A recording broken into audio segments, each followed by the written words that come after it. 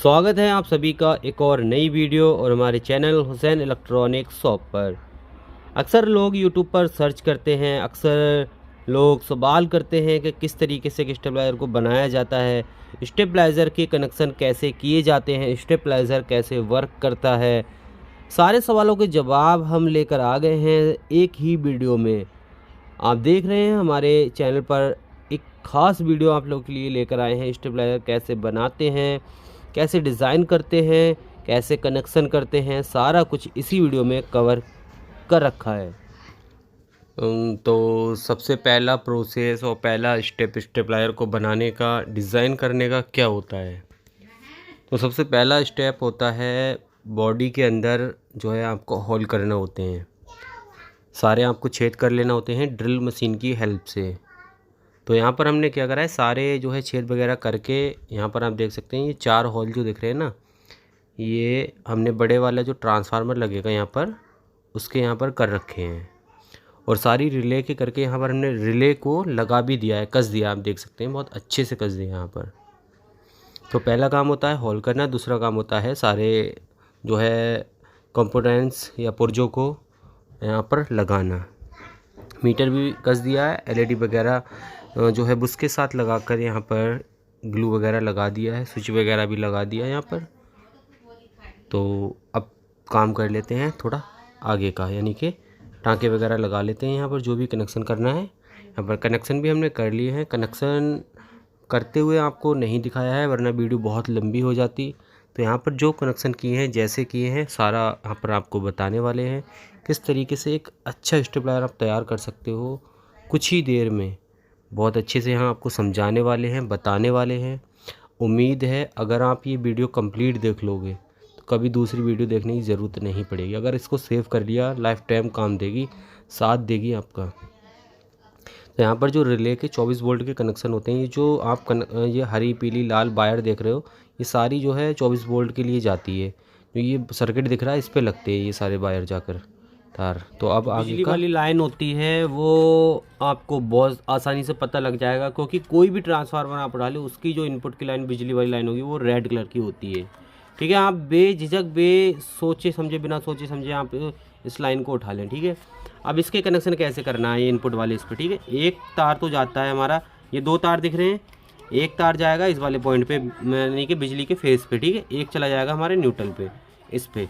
यहाँ पर हमने ये थोड़ा सा यहाँ पर जोड़ के और यहाँ न्यूट्रल से अटैच कर दिया है, ये वाली न्यूट्रल ये वाली वायर से। ठीक है, अब हमारा क्या होगा, ये हमारा 909 के कनेक्शन हो गए यहाँ तक। ठीक है, अब हमें पहुँचाना है आगे तक न्यूट्रल। न्यूट्रल कैसे पहुँचाएंगे, देखो न्यूट्रल हमारा ये वाला न्यूट्रल है, ये ट्रांसफार्मर का ये अंदर वाला न्यूट्रल है। यहाँ से एक वायर निकली ब्लैक कलर की, ठीक है, यहाँ से होती हुई अंदर के लिए जा रही है। तो सबसे पहले इसने कहाँ कनेक्शन दे दिया, सबसे पहले दे दिया इसने 909 को कनेक्शन। ठीक है, अब ये आगे बढ़ती है लाइन ब्लैक कलर की, हम देखेंगे यहाँ पर ब्लैक कलर की डोरी जा रही है आगे को। ठीक है, अब ये ब्लैक कलर की जाती है कहाँ के लिए, यहाँ के लिए। इसने क्या करा, जाकर सीधे सीधे मीटर को कनेक्शन दे दिया। ठीक, तो यहाँ से हमारी न्यूट्रल पहुँच गया। अब हमारी ये एलईडी भी लगी है इधर ग्लो करने के लिए, मेन और कट पे जलने के लिए।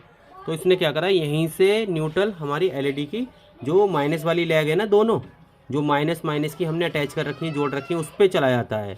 तो प्रॉपर आप देखेंगे यहाँ से एलईडी से होते हुआ, मीटर से होता हुआ, यहाँ से इस तरीके से होता हुआ हमारा 909 को देते हुए कनेक्शन हमारा मेन ट्रांसफार्मर के अंदर चला जाता है। तो यहाँ पर हमारा न्यूट्रल कंप्लीट हो जाता है और कहीं भी न्यूट्रल की कोई आवश्यकता नहीं होती है इस स्टेबलाइज़र के अंदर। ठीक है, ये 4 से 5 जगह ही न्यूट्रल हमारा काम करता है।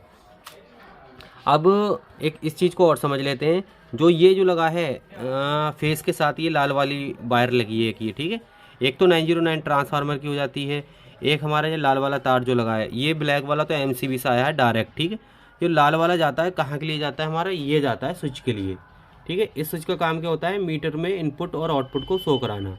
ठीक, यहीं से एलईडी जल जाती है हमारी मेन वाली।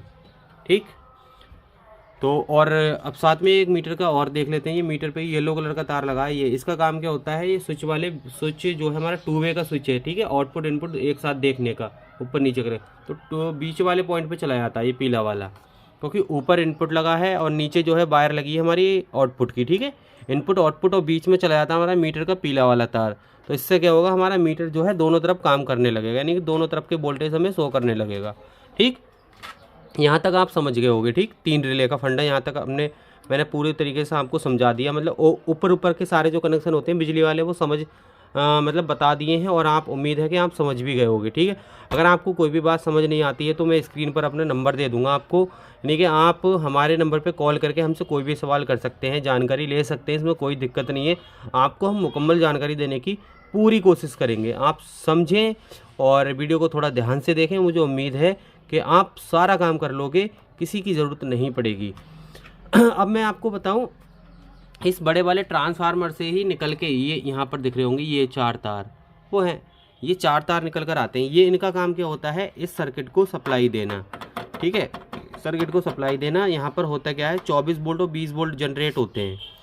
अब इसमें होता क्या है, आपको किस तरीके से लगाना है, ये जो तार होते हैं ना 24 वोल्ट, और मैं बताऊँ आपको दूसरे सर्किट से लेकर, ये मेरे पास सर्किट है एक सादा रखा हुआ, इससे थोड़ा सा समझते हैं। उस पर तो तार बहुत ज़्यादा लगे हुए हैं। ये देखो सर्किट सेम है, बिल्कुल सेम है, ठीक है, सर्किट पूरी तरीके से सेम है। ऐसे कर लेते हैं, ठीक है, सर्किट पूरे तरीके से सेम है। अब क्या करेंगे, हम जो ट्रांसफार्मर से जो तार आए हैं ना, उसको कंटिन्यूटी मोड पे चेक कर लेंगे आप, बजर मोड पे, ठीक है।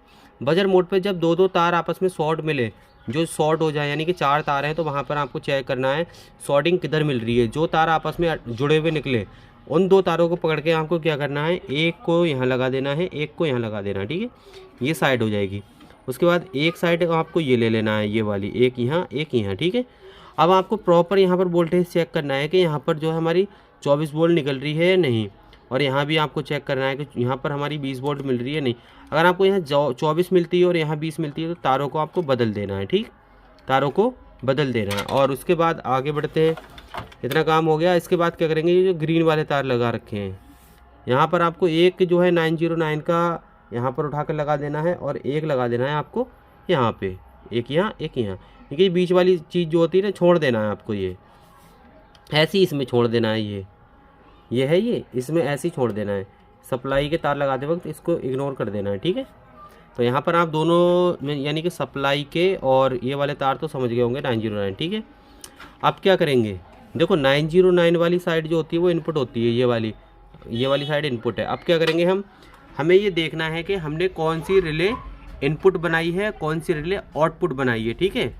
तो अब हम क्या करेंगे, आउटपुट से लेकर आएंगे तार, कंट्रोल वाली रिले से लेकर आएंगे तार, और इनपुट सारी तीनों रिले से तार लेकर आएंगे, ठीक है, तीनों रिले से तार लेकर आ जाएंगे।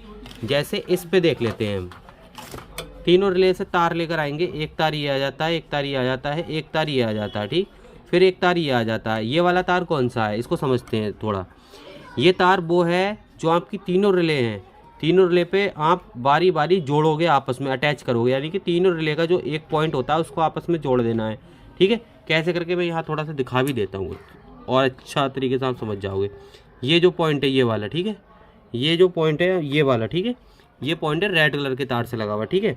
यहाँ से हमने क्या करा है, एक तार उठाकर यहाँ को डाल दिया है, ठीक है, ये दोनों रिले जुड़ गई। अब हमने क्या करा, यहीं से एक तार उठाकर इस वाली रिले पर जोड़ दिया, ठीक है। अब यहाँ से हमें ऐसे करके एक रेड तार ले आते हैं यहाँ पे, ये वाले प्रिंट पे, कौन से वाले प्रिंट पे, इस वाले प्रिंट पे। ये जो प्रिंट है ये बहुत दूर गया है, ये सारे आपस में फैला पड़ा है यहाँ से यहाँ तक, ठीक है। ये वाला ऐसे करके ऐसे करके ऐसे करके इस पे ले आते हैं लाल वाला, क्योंकि ये हो जाता है गर्म।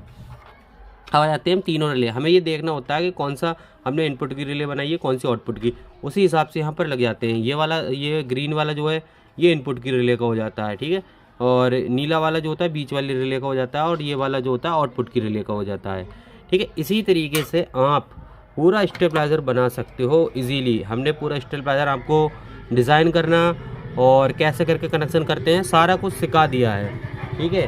कोई भी आपको जानकारी में अगर मान के चलो आपको लगता है कि कोई चीज़ समझ में नहीं आती है, या मैंने कोई मिस्टेक की है वीडियो में आपको बताने, जैसे नहीं बता पाया, कोई समझाने में कोई भूल चूक हो गई हो, तो कमेंट करके, कॉल करके आप किसी भी तरीके से मुझसे राय ले सकते हैं, कोई दिक्कत नहीं है, ठीक। अब एक पॉइंट मैंने यहाँ पर छोड़ा है कि ये चौथी रिले वाली बात अभी आपको नहीं बताई है, ठीक है। तो यहाँ पर अब चौथी रिले पर चलते हैं। चौथी रिले का काम क्या है, हाई कट। आपने ये तो सुना ही होगा कि स्टेपलायर कैसे काम करता है। स्टेपलायर क्या करता है, 90 यानी कि लो वोल्ट पे बना होता है ये। 60 वोल्ट और 90 वोल्ट से आपको बिजली पूरी देता है। अगर आप 60 वोल्ट वाली कॉइल डाल देते हो इसमें, तो 60 वोल्ट तक अगर बिजली कम आती है ना, जैसे 70 वोल्ट, 60 वोल्ट, 80 वोल्ट, तो ये आपको प्रॉपर 220 वोल्ट बिजली जनरेट करके देगा। अब हमने कॉइल डाल रखी है इसमें 90 वोल्ट की। अब 90 वोल्ट से ये क्या करेगा, 220 वोल्ट जनरेट करेगा। अब ये तो बात हो गई लो वोल्ट की। अब हम बात कर लेते हैं लाइट तेज की, यानी अगर तेज लाइट आती है तो कैसे कंट्रोल करेगा, कैसे करके ये काम करेगा।